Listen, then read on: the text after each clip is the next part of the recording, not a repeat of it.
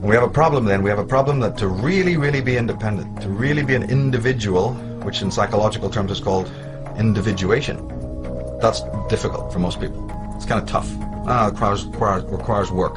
Requires, to think and act in moral ways, and that's just too much trouble. I wish there was a halfway, stage.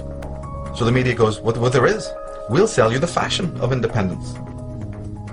You can buy into this. You can be a goth, a punk, you can be straight, you can be gay, you can be macho. We'll sell you all sorts of images to decorate your inauthentic life. And that will pacify you, because there is a voice that's kind of screaming inside of you that you're not living an authentic life. We know that. We know that's a tough voice to live with. But you also can't really do anything about it because, you're lazy and you're weak.